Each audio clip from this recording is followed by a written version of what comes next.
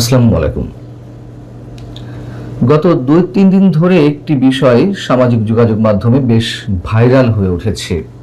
বিষয়টি হচ্ছে 23শে জুন আওয়ামী লীগের প্রতিষ্ঠা বার্ষিকী ছিল এবং প্রতিষ্ঠা বার্ষিকী উপলক্ষে 21 তারিখ কিংবা 22 তারিখ দেশের বিভিন্ন অঞ্চলে ঝটিকা মিছিল হয়েছে। তারই ধারাবাহিকতায় 22শে জুন গাজীপুরের আশুলিয়া এলাকায়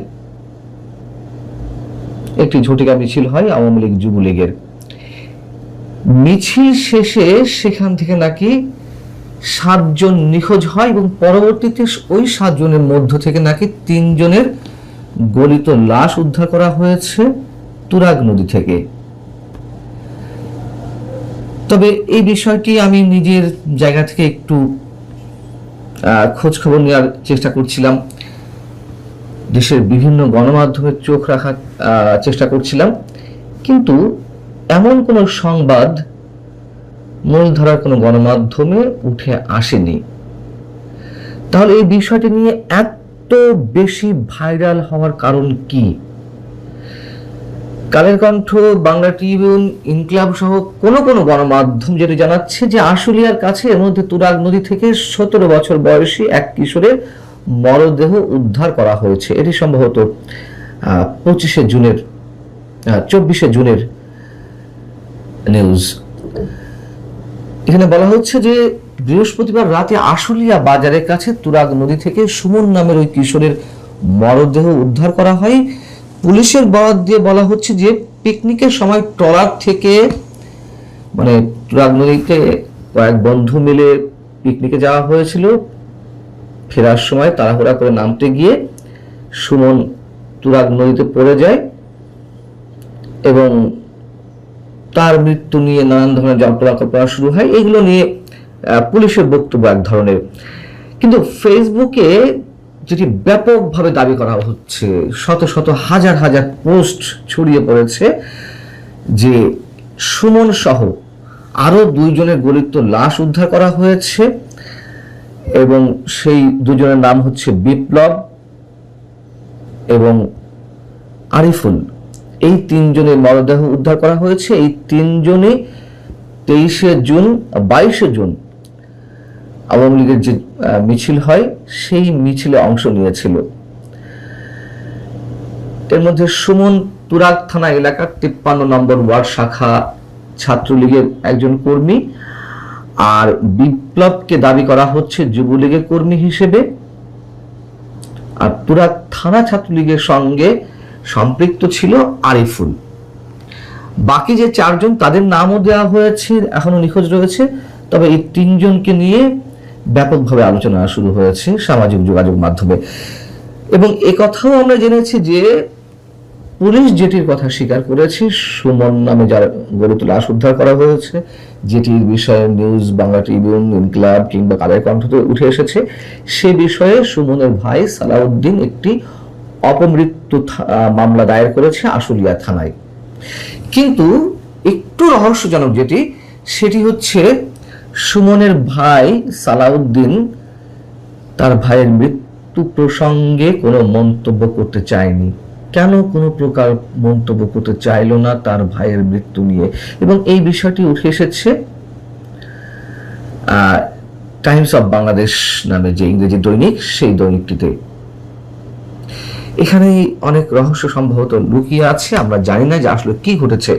আশুলিয়া থানার ভারপ্রাপ্ত কর্মকর্তা মোহাম্মদ তরেকুল ইসলাম বলছেন যে সুমনের পরিবার নাকি পুলিশকে জানিয়েছে ওই কিশোর স্থানীয় একটি গোদামে কাজ করত, পিকনিকে গিয়ে সে পানিতে ডুবে মারা গেছে এবং পরিবারের ভাষ্য তিনি এইভাবে তুলে ধরছেন যে পরিবার জানিয়েছে সে সাঁতার জানতো না, নদীতে পড়ে গিয়ে তার মৃত্যু হয়। সুমন রাজনীতির সঙ্গে জড়িত ছিল বা কোনো রাজনৈতিক মিছিলে অংশ নিয়েছিল এমন কোনো তথ্য তার পরিবারের পক্ষ থেকে পুলিশের কাছে দেয়া হয়নি।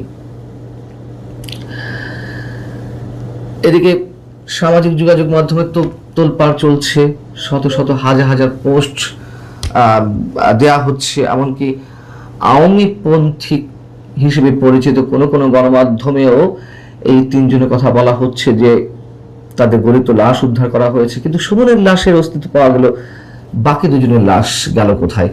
বাংলাদেশে লাশ গেল কোথায়, এই প্রশ্নটিও কোনো কোনো ক্ষেত্রে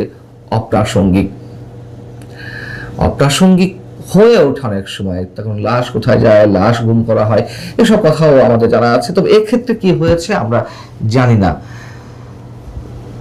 এদিকে এই মুহূর্তে আওয়ামী লীগের অন্যতম গুরুত্বপূর্ণ একজন ব্যক্তি হচ্ছেন সাবেক শিক্ষামন্ত্রী মহিবুল হাসান চৌধুরী নফেল সাহেব তার ফেসবুক পেজে এটি নিয়ে একটি পোস্ট দিয়েছেন। সেখানে তিনি লিখছেন যে তুরাগ নদী আজ ছাত্রলীগ কর্মীদের রক্তে রঞ্জিত, কিন্তু সারা বাংলাদেশের সংবাদ মাধ্যম এবং দেশ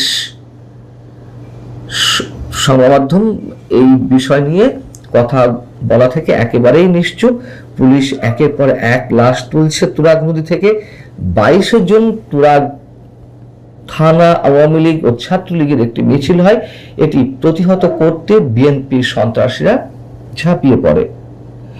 ওই মিছিল থেকে 7 জন নিখোঁজ হয়। নিখোঁজ হওয়ার পর তুরাগ নদীতে 3 জনের অর্ধগলিত লাশ ভেসে উঠেছে।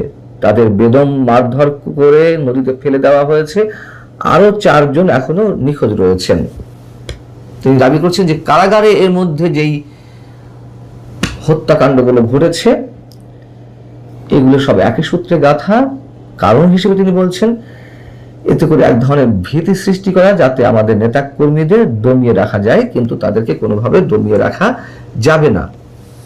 এই হচ্ছে মোটামুটি বিষয়। আর এবং আপনারা জানেন যে তুরাগ থানা এবং আশুলিয়া থানা পাশাপাশি, আর তুরাগ নদী থেকে মাঝে মধ্যেই লাশ উদ্ধার হয়, লাশ ভেসে উঠতে দেখা যায়। এই ধরনের খবর তো গণমাধ্যমে হরহামেশা আসছেই, কখনো বস্তাবন্দি অবস্থায়, কখনো গলিত অবস্থায়।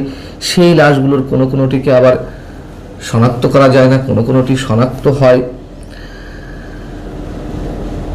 যেই বিষয়টি ভাইরাল হয়ে উঠেছে এগুলোকে আমরা যেমন পুরোপুরি গুজব হিসেবে উড়িয়েও দিতে পারি না, আবার এর সঠিক ভিত্তি কি আছে সে সম্পর্কেও নিশ্চয়ই এখনো পর্যন্ত আমরা কেউ নিশ্চিত হতে পারিনি।